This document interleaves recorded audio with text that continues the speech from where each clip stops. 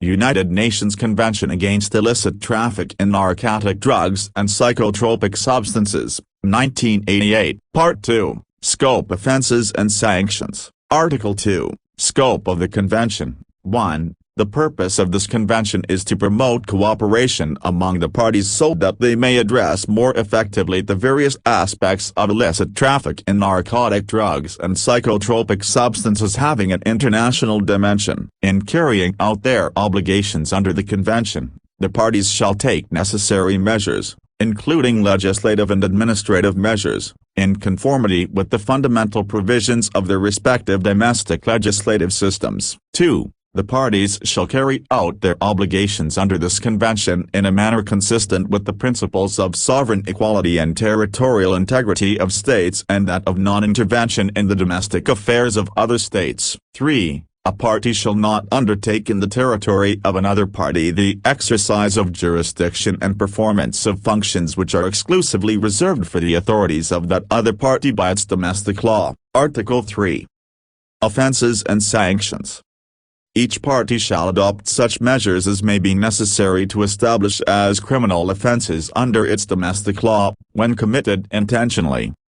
A. 1. The production, manufacture, extraction, preparation, offering for sale, distribution, sale, delivery on any terms whatsoever, brokerage, dispatch in transit, transport, importation or exportation of any narcotic drug or any psychotropic substance contrary to the provisions of the 1961 Convention, the 1961 Convention as amended or the 1971 Convention. 2. The cultivation of opium poppy, coca bush or cannabis plant for the purpose of the production of narcotic drugs contrary to the provisions of the 1961 Convention and the 1961 Convention as amended. 3. The possession or purchase of any narcotic drug or psychotropic substance for the purpose of any of the activities enumerated in 1 above.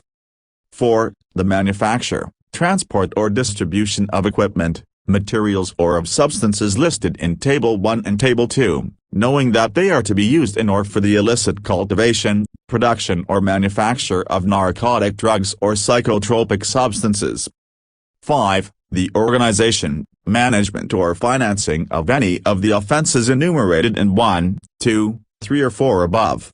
B. 1. The conversion or transfer of property, knowing that such property is derived from any offense or offenses established in accordance with subparagraph A of this paragraph, or from an act of participation in such offense or offenses, for the purpose of concealing or disguising the illicit origin of the property or of assisting any person who is involved in the commission of such an offense or offenses to evade the legal consequences of his actions. 2. The concealment or disguise of the true nature, source, location, disposition, movement, rights with respect to, or ownership of property, knowing that such property is derived from an offense or offenses established in accordance with subparagraph A of this paragraph or from an act of participation in such an offense or offenses. C. Subject to its constitutional principles and the basic concepts of its legal system. 1. The acquisition, possession or use of property, knowing, at the time of receipt, that such property was derived from an offense or offenses established in accordance with subparagraph A of this paragraph or from an act of participation in such offense or offenses. 2. The possession of equipment or materials or substances listed in Table 1 and Table 2, knowing that they are being or are to be used in or for the illicit cultivation, production or 3. Publicly inciting or inducing others, by any means, to commit any of the offenses established in accordance with this article or to use narcotic drugs or psychotropic substances illicitly.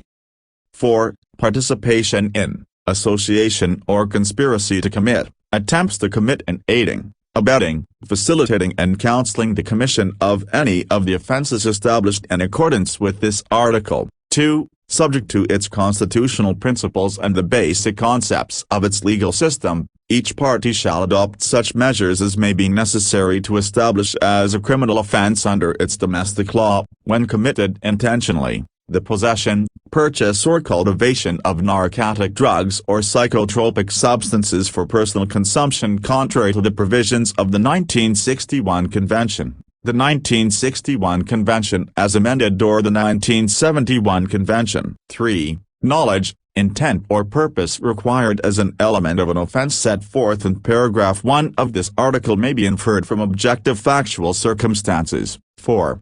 A. Each party shall make the commission of the offences established in accordance with paragraph 1 of this article liable to sanctions which take into account the grave nature of these offences, such as imprisonment or other forms of deprivation of liberty, pecuniary sanctions and confiscation. B. The parties may provide, in addition to conviction or punishment, for an offence established in accordance with paragraph 1 of this article, that the offender shall undergo measures such as treatment, education, aftercare, rehabilitation or social reintegration. C. Notwithstanding the preceding subparagraphs, in appropriate cases of a minor nature, the parties may provide, as alternatives to conviction or punishment, measures such as education, rehabilitation or social reintegration, as well as, when the offender is a drug abuser, treatment and aftercare. D. The parties may provide, either as an alternative to conviction or punishment,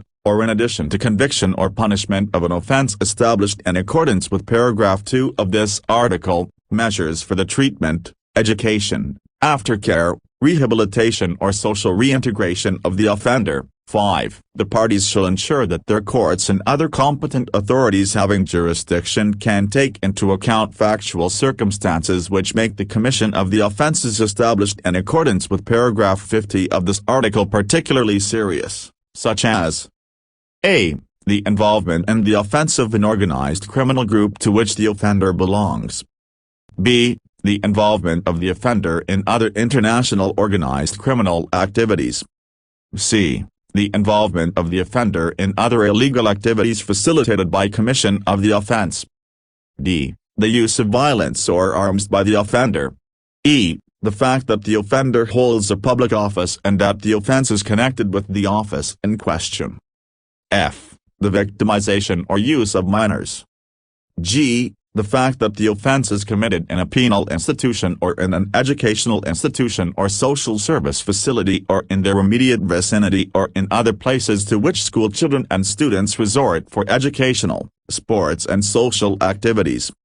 h. Prior conviction, particularly for similar offenses, whether foreign or domestic, to the extent permitted under the domestic law of a party. 6. The parties shall endeavor to ensure that any discretionary legal powers under their domestic law relating to the prosecution of persons for offences established in accordance with this article are exercised to maximize the effectiveness of law enforcement measures in respect of those offences, and with regard to the need to deter the commission of such offences. 7. The parties shall ensure that their courts or other competent authorities bear in mind the serious nature of the offences enumerated in paragraph 50 of this article and the circumstances enumerated in paragraph 5 of this article when considering the eventuality of early release or parole of persons convicted of such offences. 8. Each party shall, where appropriate, establish under its domestic law a long statute of limitations period in which to commence proceedings for any offence established in accordance with paragraph 1 of this article,